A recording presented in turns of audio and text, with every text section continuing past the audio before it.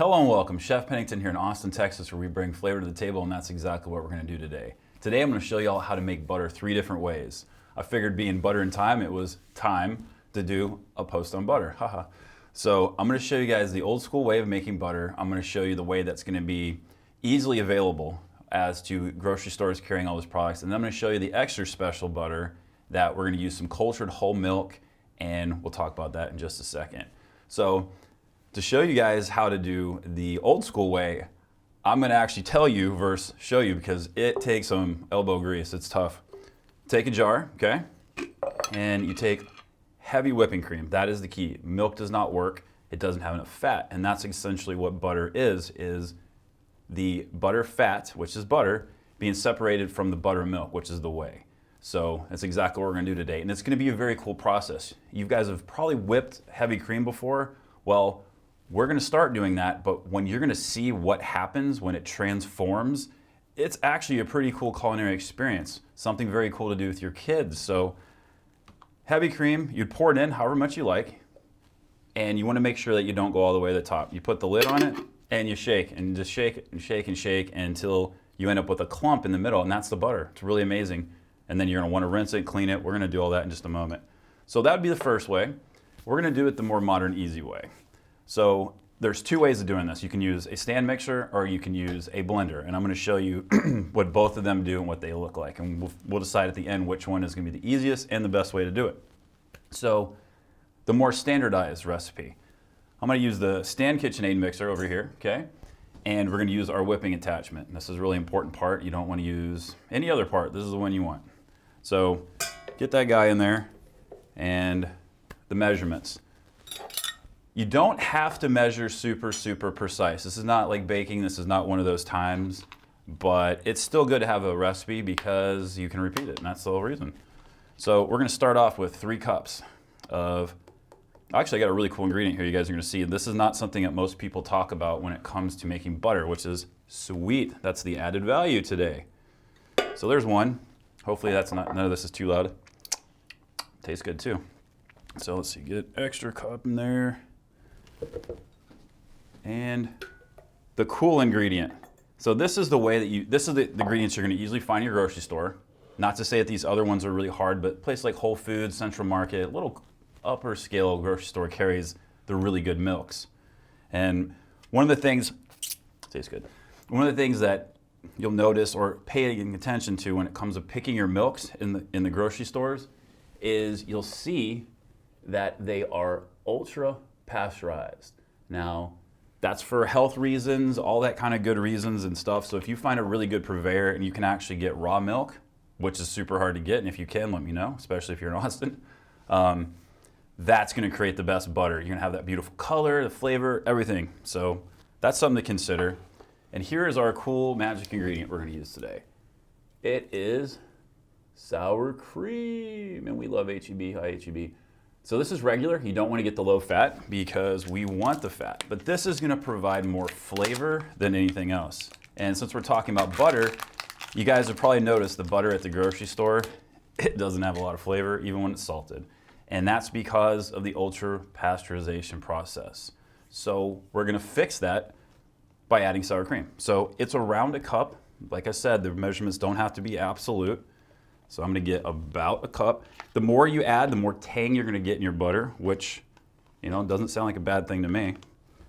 So that's about a cup there. So this one's good to go. I'm not going to turn it on, so it's not loud and everything.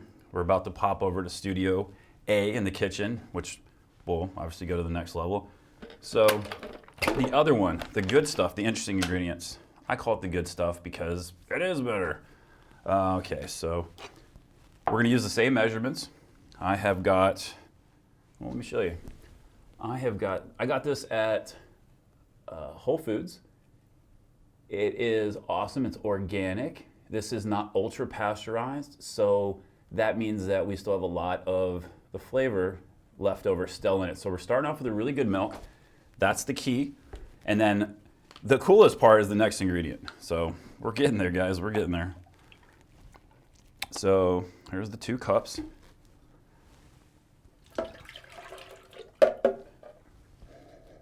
Smells like good milk too. That's another thing. Hey, this is a cool tip I meant to tell y'all when we started out. When you're at the store and you're picking out your milk, you guys have all seen this before, I know it. I don't mean guys and ladies, you know. So whenever milk has been sitting on the counter for quite a while, the bottles they kind of poof out. So you want to feel them, and the ones that aren't poofed out like that are fresher milk. So nothing tells more, because the gases build up and the thing starts going like that. So, so I got 2 cups in there. Here's the next cup. And then the super cool ingredient. So what's gonna make this different than this? Obviously this next ingredient, but what you can do with it. So this is kefir. There's a couple of different ways of calling it out, but kefir, you can see, I think it says right there, yeah. It's not really focusing perfectly, is it? Oh, it says cultured whole milk. So cultured is the flavor stuff that we're looking for. It hasn't been destroyed. There's a whole lot of flavor here that we don't get in normal milk. So totally available. Probably can order on the internet these days. This almost might remind you of yogurt in that kind of sense. It has that tang, not the same as the sour cream, but we're in the same family, particularly in the smell. But this is definitely more yogurty. We need around 1/3 of a cup to a little bit more. So I'm gonna eyeball it again. You see it's thicker, all that kind of good stuff. So this is flavor. And we can take this, put it in a jar, put some cheesecloth on top of it, and sit in the refrigerator for like 3 days or so. And what's gonna happen is this is gonna develop almost like fermentation, and the flavor is gonna develop, and we're gonna have butter like you can't believe. So I'm gonna go ahead and get us over into Studio A, and we'll move on. See you in a second. All right, it's time to make butter. So we're gonna be using the KitchenAid, we're using the blender. That's pretty much whipped cream, a little bit short of, and then you can see over in the blender, it's doing its job really fast. So the blender's pretty awesome as far as getting it done quicker, but there is one disadvantage to the blender. You'll see it here towards the end. You can see right there how it's starting to separate the milk fat from the actual buttermilk. And it happens pretty quickly. It looks like when you're using the KitchenAid mixer, you'll be thinking this is never gonna happen, then all of a sudden, boom, you have butter. It's very cool. That's the part I think your kids would really like seeing, how it all of a sudden, like it's like a little science project in your house. So we have essentially butter and we have buttermilk. I suggest taste the buttermilk just to see what it tastes like. It actually tastes pretty good. I mean, it really actually does, but it's not the same buttermilk you'd buy at the store. It's a little bit lighter. It's not as thick. This is the most important process, y'all. You have to clean it. If you don't, you're gonna get a shorter shelf life in the refrigerator, and it's gonna go sour on you. So this takes like 2 or 3 times. You'll be able to tell how well of a job you're doing by the color of the water. So once it gets close to clear, you know you're good. You can see we have 2 different colors here. One looks yellow, like you might think butter looks like. The other one's a little bit whiter. This is the ultra-pasteurized right here, and the white is our good milks, you might say. But I'm gonna show you how to use we're gonna do a test here in just a moment. It's gonna show you actually how to make it yellow if you want it yellow. So let's do it. All right, friends, we are back with our special butter. This has been in the refrigerator for 3 days. This is good cultured milk.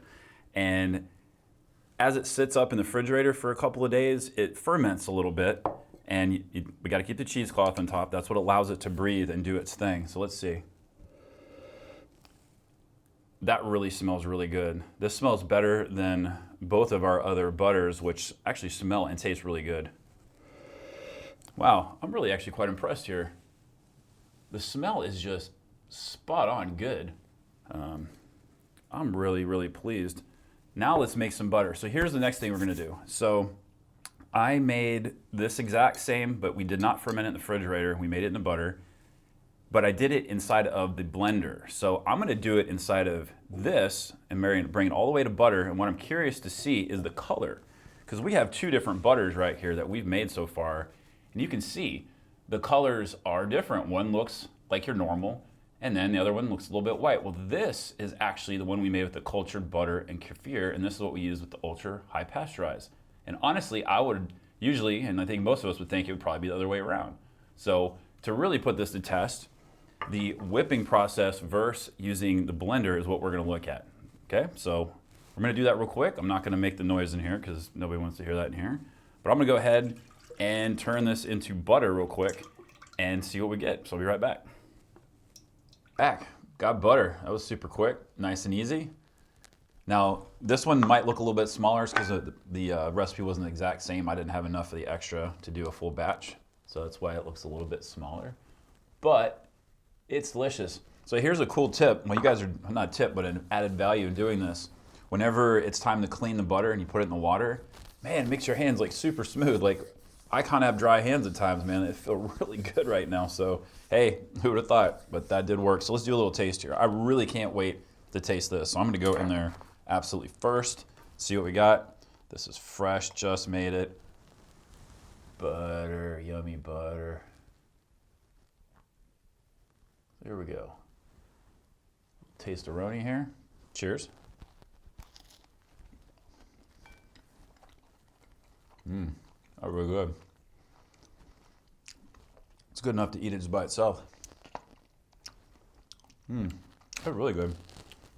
Okay, so this right here is the, we'll call it the normal butter. This is the ultra-pasteurized. And the one that turns out yellow. So ultra-pasteurized, yellow butter. The white butter is the essentially higher quality ingredient. So I'm gonna taste this, see what it tastes like. It's actually a lot of butter. I'm gonna cut that down just a little bit. No need for that much. All right, here we go. That's really good too. Wow. Man, I'm really surprised this ultra-pasteurized butter actually tastes pretty good. It's not beating our good stuff, but I mean, on a taste test, I don't know. I can't really notice a lot of difference. So here's our good quality butter that we made, but we did not ferment it or let it hang out in the refrigerator. So let's see what we get here. This is fun eating butter, by the way.